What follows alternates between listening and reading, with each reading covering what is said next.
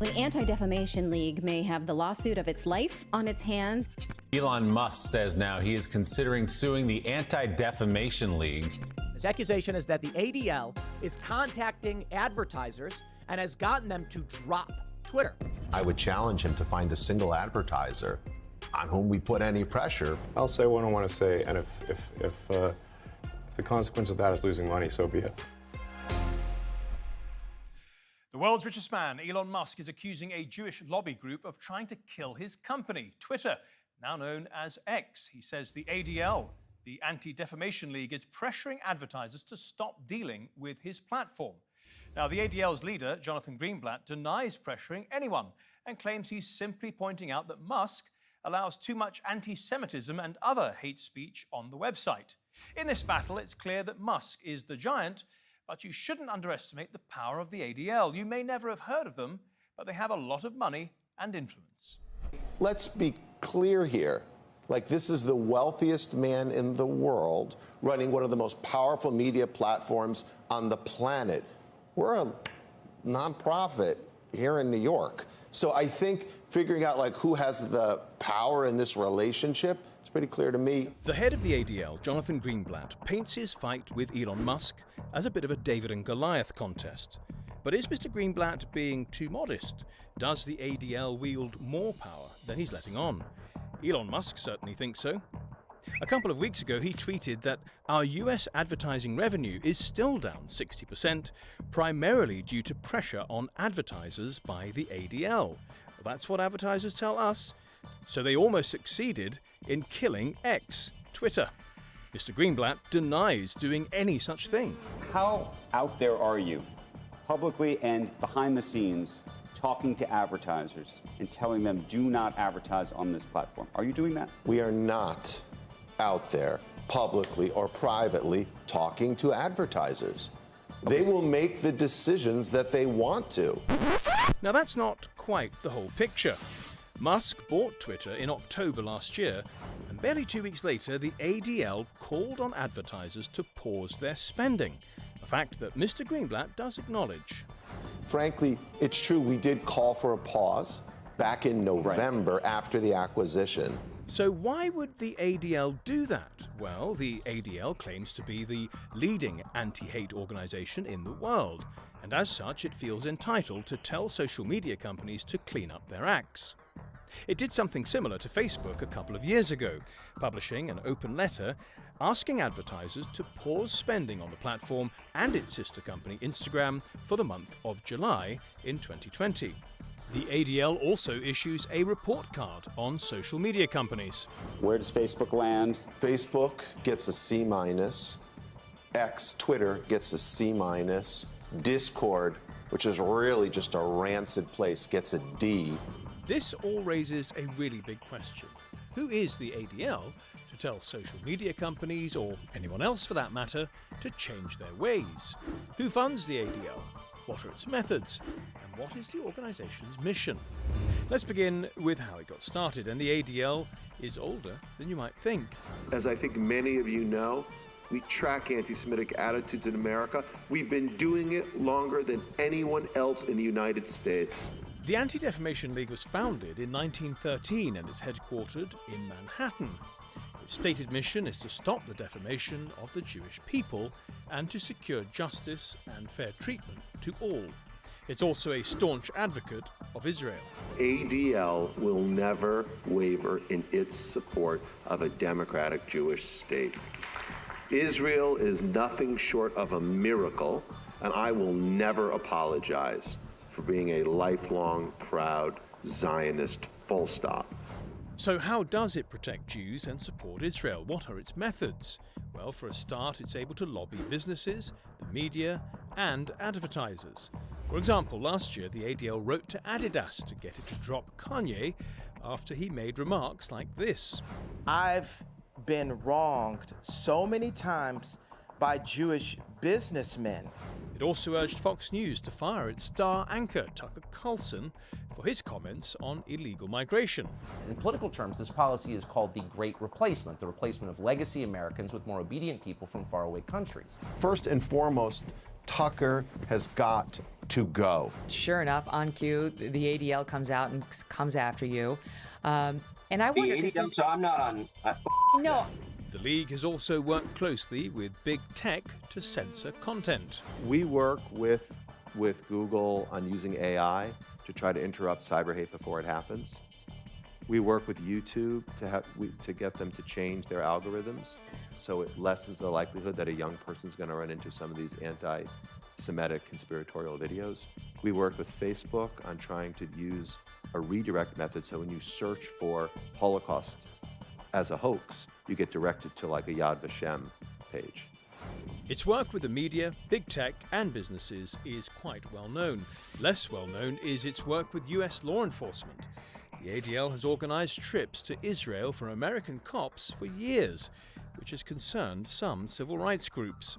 So what we really have is that these police exchanges are ways for Israel and the United States to learn from each other how to do the kinds of policing that really target, in particular, communities of color. In 2020, the ADL outraged many by changing its definition of racism to the marginalization and/or oppression of people of color based on a socially constructed racial hierarchy that privileges white people. The definition was called entirely unacceptable by the Jewish Policy Center and others, and the ADL changed it to a broader definition that didn't blame just white people. Unreal. Unreal. That's the ADL. All of the ADL's aforementioned activities are well funded. Its annual revenue is estimated at about $80 million. And it will need deep pockets if it gets into a legal battle with Elon Musk, who tweeted, "To clear our platform's name on the matter of anti-Semitism, it looks like we have no choice but to file a defamation lawsuit against the Anti-Defamation League." Oh, the irony. The empty threats and frivolous lawsuits, they don't scare us. And like you said, Elon Musk truly is the wealthiest man in the world. He's one of the most brilliant innovators of our time. He controls one of the most powerful media platforms on the planet. We're just a small nonprofit. So blaming the Jews, if you will, that's classic scapegoating. It's not what happened here, but we won't stop, fighting all forms of hate because that's what we do.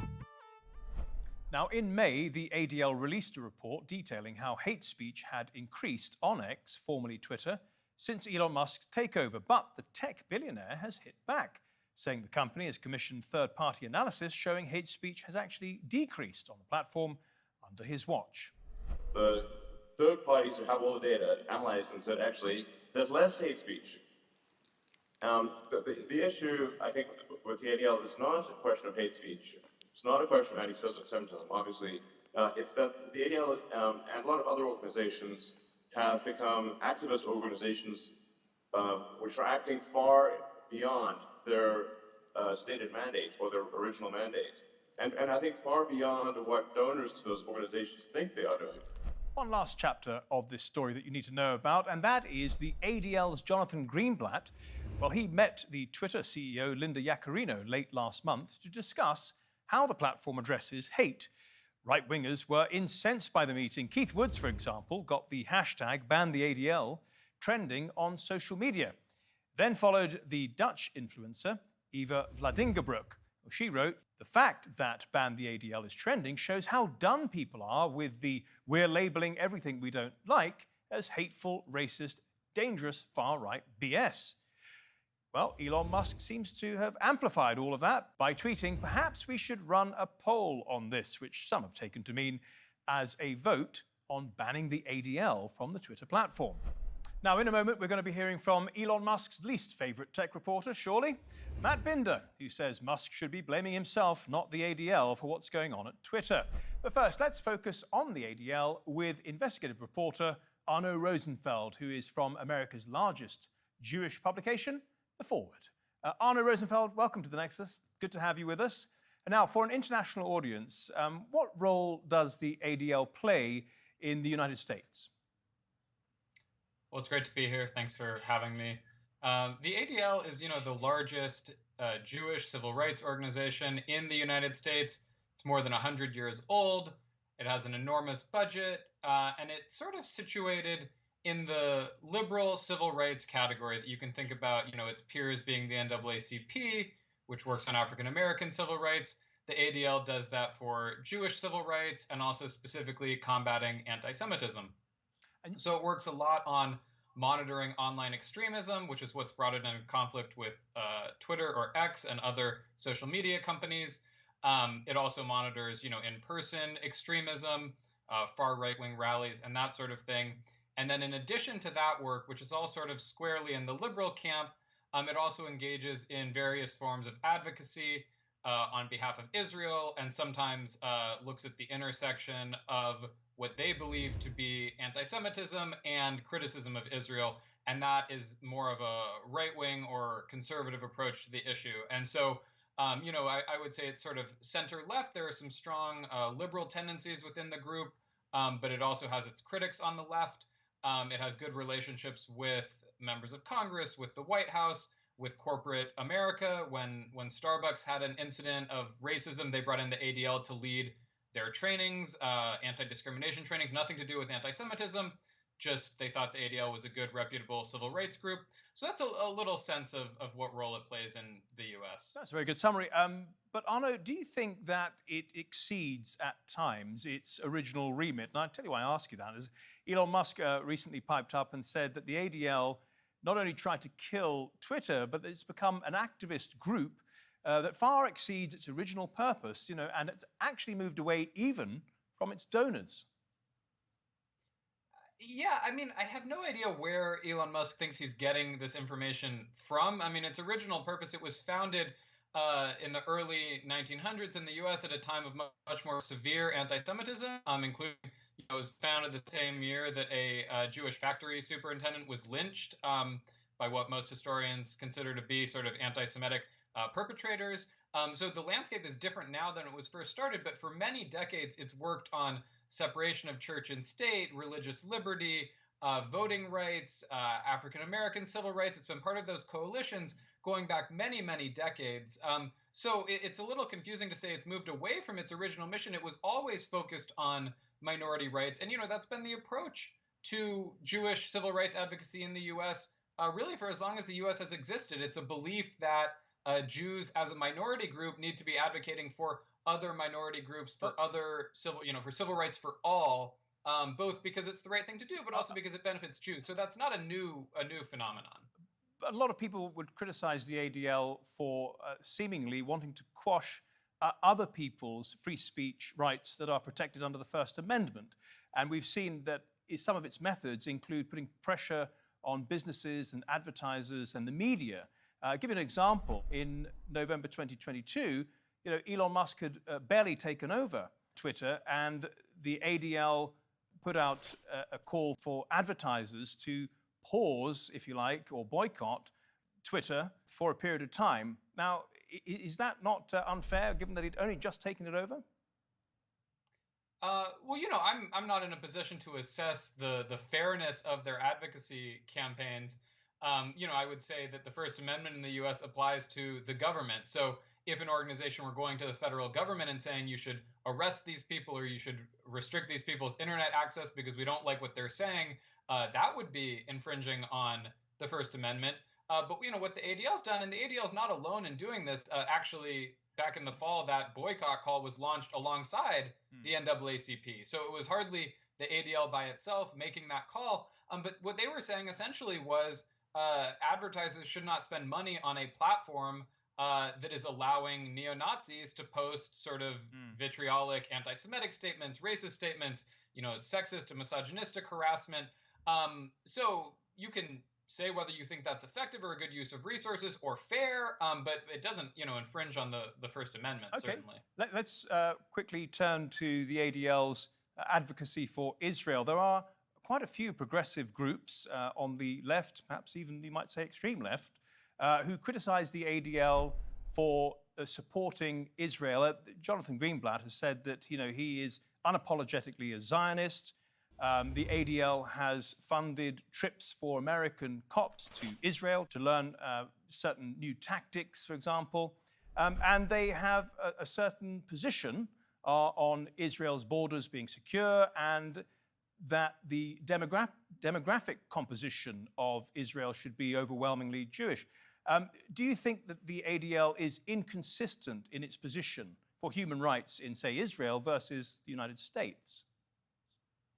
Well, that's certainly the argument that a lot of progressives in the United States make is that their Israel advocacy is just categorically different than their civil rights advocacy. And there's actually been a lot of tension within the organization because they have a huge staff of people who came to monitor, white supremacists and combat racism in the US who are uncomfortable with the position that the organization takes on Israel. So that's a very popular line of criticism.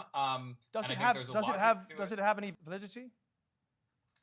Well, I think they have different positions, and this has, been the long-standing tension between American Jews and Israel. American Jews are overwhelmingly liberal, and Israel is fundamentally sort of an ethnic nationalist project, which is illiberal, just in terms of how we think about politics. And so there is a very real tension there. And I think the ADL would say that they do advocate and support democracy and civil rights in Israel, and they oppose racial discrimination in Israel. But Israel is just such a categorically different type of country than the United States that their advocacy looks very different in both places. And it's caused a lot of problems for them internally and externally in terms of the criticism that they face in the U.S.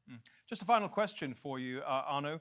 In 2020, the ADL made a controversial change to its definition of racism, which put a great deal of emphasis on blaming white people. We have actually had the definition word for word. I can read it to you if you prefer. They have since changed that. Is there an anti-white bias in the ADL? I mean, again, I'm not in a position to sit and place judgment. But this was a time period when everyone was talking about systemic racism, about white privilege. This was during the Black Lives Matter movement. And so I think if you think that the Black Lives Matter movement, say, is anti-white, I don't, find that framework to be useful. And I think it sort of falls apart if you look at the discourse that everyone was using. So again, the ADL has a lot of employees and puts out a lot of materials.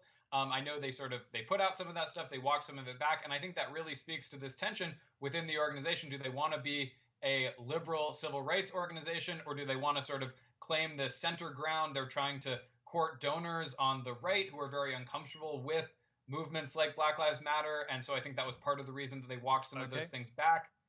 So it's, it's hard to say, but no, do I think they're an anti-white organization? No, I do not. Arno Rosenfeld from The Forward in DC. Thank you so much for your time today. Much appreciated. Well, let's bring in our two new guests now. And Matt Binder is a tech reporter at Mashable, and Jennifer Safstrom is a professor of law at Vanderbilt Law School. So Jennifer, I'll start with you. Now, Musk is blaming the ADL for a 60% decline in ad revenues and is implying that he might sue the ADL for that loss. Do you think such a lawsuit would have any strength to it at all, or just frivolous? Mr. Musk's tweets related to allegations of defamation in a lawsuit, which I do not believe are viable, but there are other claims that he could potentially seek to raise. So, for instance, there are civil wrongs called torts that some of them do include impermissible conduct, such as tortious interference in business relationships.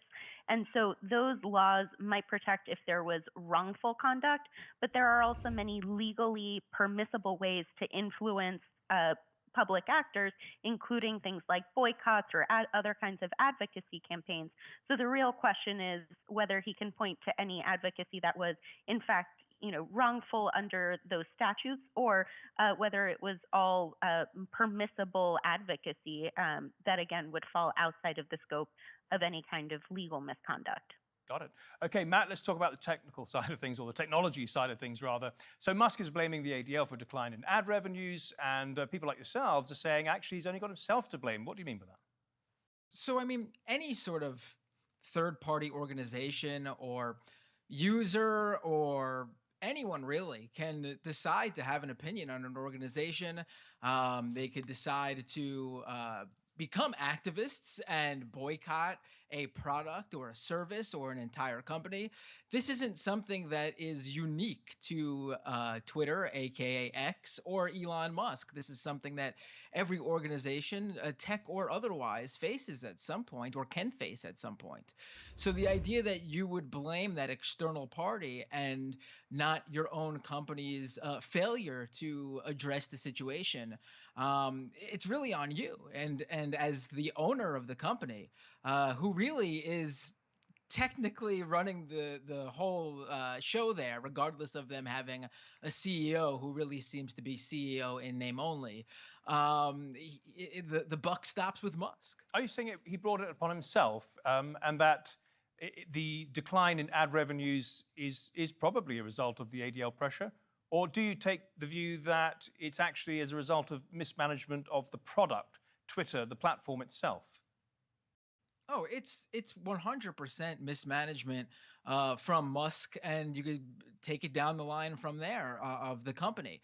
Earlier you mentioned how ADL and those other organizations got together to form some sort of Twitter advertiser boycott a few days after Musk officially acquired the company. But one thing that needs to be mentioned there is just a day or two after acquiring the company, Musk went out and decided to spread a wildly false conspiracy theory, basically saying that Nancy Pelosi's husband was attacked during a secret, homosexual tryst in his home. Like, that was a wild conspiracy theory that Musk put out there as the owner of Twitter. I think that turned off advertisers more so than the ADL, picking up a phone and saying, I think you should boycott Twitter. Right. Well, you mentioned the boycott, which came, as you say, a couple of weeks after Musk took over. Now, the ADL says its analysis showed a surge in anti-Semitism. Is it possible for the ADL to have that kind of sophisticated analysis so quickly? Yeah, sure. You could easily, there are companies that monitor Twitter, companies that are partnered with Twitter that monitor the company through API access.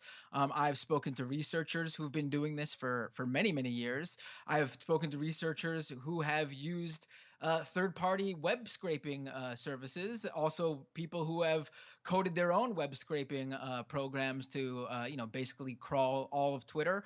I've spoken to one researcher who basically was able to, in just a few short weeks, do a complete analysis of the 150 million plus Elon Musk followers on Twitter. It's very simple to do if you have the technological knowledge, like a lot of these researchers and experts have. So Musk says that he has third-party data suggesting that hate views and hate content had declined. What do you make of that? Well, it's certainly possible that, looking at data in a certain way, it can decline. For example, if you don't count a certain word as, a slur, like they have, they've claimed, they don't count certain words as slurs that maybe historically these organizations have, or previously under the old Twitter regime, they counted this as hate speech. If you, change the rules of what you decide is hate speech on your platform, then you can certainly mess with those analytics and those metrics.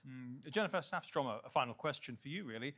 Musk's free speech golden rule tends to be, something along the lines of the First Amendment. In other words, if you can say it in real life, you should be able to say it online on Twitter. What do you make of that as a rule of conducting yourself on Twitter? If that is the rule Mr. Musk purports to follow, this certainly would, ADL's statements would be protected under the First Amendment. So if this were speech on an equivalent, say, government platform or space, the government wouldn't be able to kick a speaker out for saying these things. That would be viewpoint discrimination. The same would apply here. And I just want to add one more point, which is if Mr. Musk does indeed sue, there are some state statutes that seek to deter frivolous lawsuits. And if this is categorized as what is known as a strategic lawsuit against public participation or a SLAPP suit, Mr. Musk could actually be exposing himself to legal liability, such as through a countersuit in some of these jurisdictions. A SLAPP suit, meaning if you're using your power and influence and the justice system to shut up your opponents. Is that what you mean? if this is considered to be a suit where it is, not meritorious and frivolous and designed to, silence the other side's advocacy, that certain state anti-SLAPP laws could be deemed to apply, and that could expose Mr. Musk to legal liability. What do you make of that, Matt? Yeah, I would love to find out through, let's say, discovery, if Musk goes forward with this, some of the internal details over at Twitter that he'd be forced to share as part of the lawsuit. He already went through this once when he tried to get out of acquiring Twitter, and a bunch of his private texts had to be made public due to that lawsuit. So we found a lot of interesting information there. I'm looking forward to finding out even more if he goes forward with this. Matt Binder, Jennifer Safstrom, thank you both very much for your contributions to the Nexus. Much appreciated. Thank you at home on your phones for watching. If you want to see this episode or any of our previous episodes, do go to our channel on YouTube. Just type in Nexus TRT World. Till next week then, goodbye.